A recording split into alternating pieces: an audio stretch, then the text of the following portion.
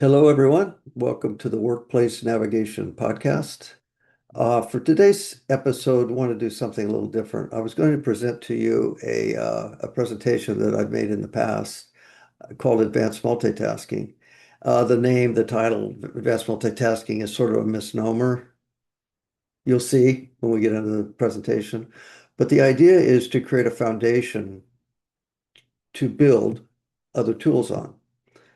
Even though you may embrace AI and you may be doing four times the work, what if you're doing the wrong stuff? Or what if it's at the wrong time? Or what if you don't like it? Or what if someone else should be doing it? Those kinds of things. So that's what we get into in the podcast. I hope you like it today, and I'll share my screen. Thank you again for joining us. All right, we're back. So this presentation, advanced multitasking, work less, do more, be happy. The idea is to create a foundation for your future work in AI.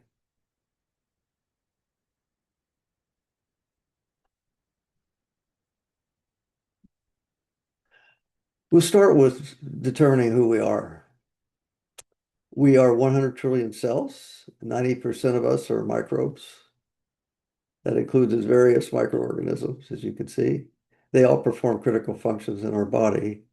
Why? Why? We're basically a hotel. Why? We're basically a hotel because eons ago, when humans got introduced to microbes, we had a meeting. In that meeting, we agreed on something. The bacteria and viruses, fungi, and other organisms could come into our body and live there and make a home there, but they had to do critical functions. And as long as they did critical functions for us and we gave a home to them, we shook hands and came up with a deal. So that's why they're there. But most of us are made up of microbes. What about our brain? We have over 100 billion neurons in our brain. Each has thousands of connections to all of our cells. The circuitry is complicated. How do we function? We have an average of 60,000 thoughts per day. Most of these are random. Many of these never even complete. Think of your brain as a thought generator. And know that there's a lot of wasted brain power in random thinking like this. So, how do we determine what to do? In our not so independent decisions, we build them upon many predetermined factors, and these decisions can even be predicted in advance based on those factors. They include DNA, gender, family, age, nationality, environment, too many to list here, but I think you get the idea. A lot of the direction that we go in our life, a lot of decisions that we make are actually predetermined. Our nervous system controls most of our body functions. It assimilates 11 million bits of information per second. We consciously assimilate just 40. So you can see the disparity between the subconscious mind that's controlling all the functions of our body and us thinking about it. Quite a different. So we need to optimize that, obviously. We function within one of three brains. First brain, physical, reptilian, sometimes called. Emotional brain, sometimes called limbic system or mammalian brain. Analytical, prefrontal cortex. Our physical brain, we're hardwired with our physical brain from birth. We are situationally thrusted into this brain, an emergency, a significant event, an illness, whatever. Your body thrusts you into this brain automatically. You don't have to want to go there. This brain is important. It can save our life. But it would not be appropriate for strategic thinking, planning your life out. Emotional brain matures from 3 to 6 years old. What that means is by the time you're 6 years old, your emotional brain is set. It houses all of our emotions. It's our default brain. Most of the time you're in this brain. This is your default brain. Many spend the majority of their lives in this brain, but not appropriate for strategic thinking again. It would be like if you could think of going to the grocery store when you're hungry. You might come out with a different set of groceries than if you went after dinner, for instance. About our analytical brain. It matures between 20 and 25 years old, typically. Most want to go there. It analyzes, visualizes, models, predicts, formulates, strategizes. It's a thinking brain. It accesses, you can access this brain through visualization. Excellent brain for strategic thinking. So this is the one we want to use for long-range planning, for big decisions. Using our analytical brain. Well, I'm going to tell you about the Hawthorne studies in the 1920s, Chicago Western Electric's Hawthorne plant. These brand spanking new industrial engineers came in and they were observing an assembly line. Okay. But the results were astonishing. What happened was they raised the lighting on the line and productivity went up.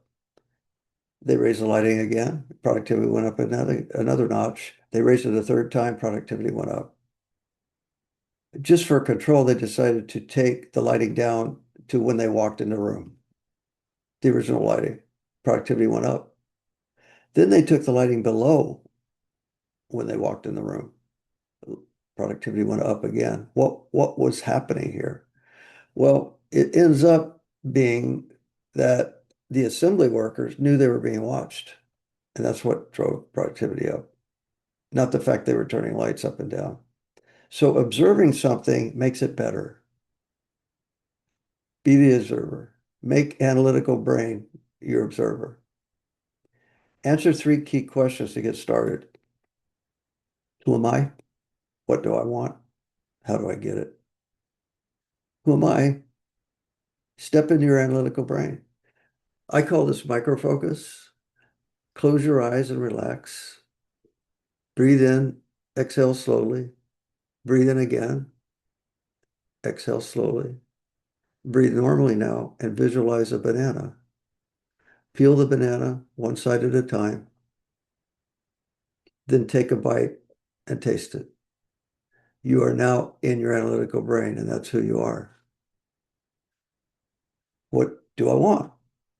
Now you can ask what I want because you're in your analytical brain. So once you get to that point where you tasted the banana and you're in your analytical brain, what I'd like you to do is ask yourself a question. What do I want in my life? And answer it in 1 or 2 words. Simple answer. If it gets longer than that, it's not valid anymore. Your life purpose should be fairly simple. 1 or 2 words.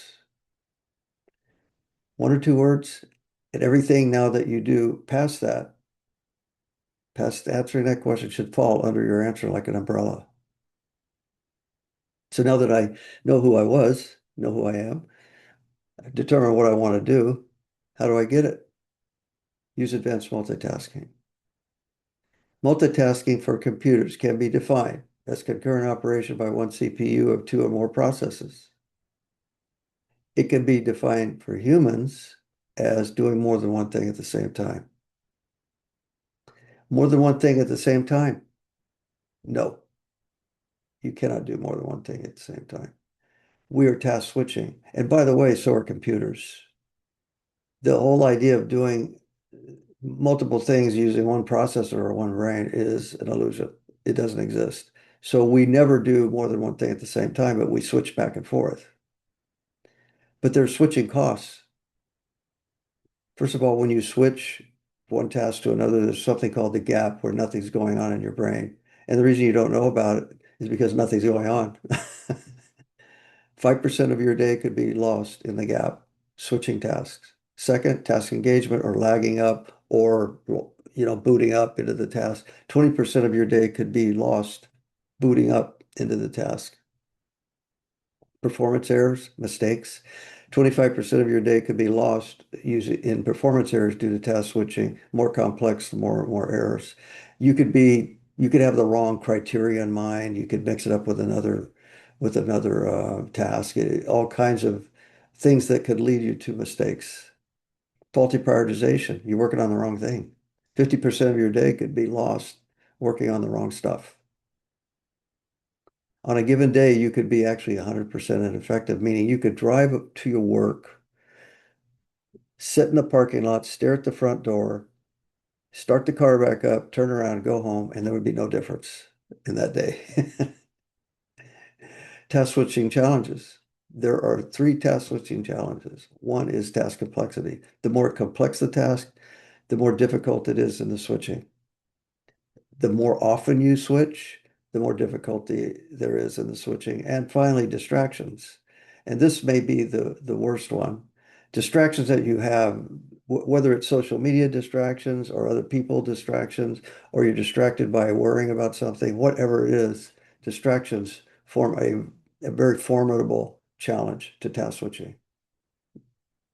So what I ask you to do here is engage task and stop switching. What I mean by that is this. Set up task queues for each task. This is a repository for information. Post all reference information into these queues and what's next, updates and what's next. This reduces the lag from booting up. And when switching off a task, de-engage or transfer all key information into that task queue, updates, and what you're going to do next. So you have all that potential energy baked into your queue. Manage tasks or they manage us. Delete all tasks you can delete. In other words, make a list of all the tasks that you have, personal and business, and then start drawing lines through the tasks that don't fall under that mission statement you have of what you want. Start deleting them. You can use a red line if you want, whatever, but delete as many tasks as you can because I can guarantee you, you have more tasks than you could possibly do. So delete them. Second, delegate. Find people around you or coworkers or reports that you can delegate work to that you're doing. And spend the time training them on it. One of the big beefs, there's all kinds of reasons why people don't delegate. I think it's one of the hardest management tools to learn, delegation. But to delegate well, you have to give that person all the information, tell them what authority they have, when it's due, what success looks like, all kinds of parameters. And what people will say is, by the time I train them, I could have done the work. But that's a fallacy because I have this theory that tasks are never complete. In other words, they come rolling back like a bad penny. They come rolling back to you, and you have to re-engage it. That training that you put in for that task is worth its weight in gold. Do it. And matter of fact, much of your day should be spent delegating. If you can get rid of these tasks, because again, you have more on your plate than you can do. Third, transfer. This is a hard one. You're probably doing work that other people should be doing. So you have to transfer that work to them. That may require a difficult conversation. So we'll have another episode on difficult conversations, but transfer that work, get it off your plate. So a task deleted is a task completed. Delegate tasks if you can, let it go. And then transfer tasks to those that should be responsible for it. And remember, it's better to give than receive. Shave, reduce task scope. How do you do this? Well, you take a task and you process block it out. You put process steps in and eliminate any process step that is not value added. So you reduce the cycle time, reduce the scope. Use the advanced multitasking process. So you first list and manage your task. Well, before this, you get into your, analytical brain. That's a given. List and manage your task, prioritize your task. In other words, go to your manager or all the stakeholders and list the priority that you feel you have, that you understand, and validate that. Set up your task queues that engage, de-engage, re-engage tasks. Then list and manage your tasks, meaning delete, delegate, transfer, and share. Keep doing that cycle. Get feedback on your work every so often, maybe every month or so. Go to some of your stakeholders, say, how do you think I'm doing? I'm trying to change the way I work. And then you'll get feedback and then act on it and then repeat the cycle again. Now, some people say it's difficult to get feedback from my friends. They just tell me what I want to hear. I agree. That's why it might be a good idea to go to people that don't like you and ask for feedback. They'll give you plenty. Oh, yeah, not a problem. What we think is happening. Time starts, we engage task 1. Then at some point in time, we engage task 2. Then at some point in time, we engage task three. And during this time, we have these task monkeys in the back of our brain working on these things at the same time. Then we engage task four and engage task five. And by task five, we've got all these task monkeys in the back of our head working on all these tasks at the same time. Our desk is clean, we're calm, the monitor's clear, all is well. But this is what's really happening. You engage task one, then you switch to task two, but you have the ghost of task one underneath. You still keep switching back and forth for various reasons in your mind. Then you switch back to task one. Now you have the ghost of task two and the previous ghost of task one. So you're switching back to two other tasks. Switch to task three. Then you switch back to task one, then to task two, then back to original task one. And by the time you get all the way here to task five, you have a boatload of ghosts that you're switching back and forth, back and forth, back and forth, and it can cause you great stress. I call this tasking under the influence, or TUI. Your day looks like this, like a Monday coming at you at the same time, all this stuff. And your anxiety level's gone up as well as your monitor is stuffed with stuff. You've got files all over the place and you're stressed. Okay. This is what I'm suggesting with demarcation and the de-engaging process we talked about. Engage the task and then de-engage. And when we say de-engage, dump everything that's important, all reference information into your file, into the task file. Sign out of it. That does two things. First of all, when you re-engage that task, you have all the information there. You don't have to look it up. Second, you stop thinking about it because you trust the fact that you've de-engaged properly. Then you engage task three, do the same thing. De-engage task four, do the same thing. De-engage back to task one, do the same thing, and back to task two, the same thing. So you can see these demarcation walls that prevent you from switching back and forth, which increases your focus and performance. Your day looks something like this, a checklist dispenser, dishing out the tasks one at a time. That's what the goal is. So the real definition or realistic definition of multitasking would be switching complex tasks frequently and within emotional distractions in a futile attempt to do more than one thing at the same time. Advanced multitasking defined would be performing prioritized, managed, validated tasks exquisitely, one task at a time. So we have constant distractions, which are a key problem. Advanced multitasking handles them. It considers what matters because you prioritized, what you have control over, what you can control. You've thought about what you can actually do, and the intersection of those two would be your work. Final thoughts. Use a planner. Observe yourself through your analytical brain. Key obstacle to optimal task management and performance are distractions. Minimize them. Find out who you are and what you want. Get what you want with advanced multitasking. Work less, do more, be happy.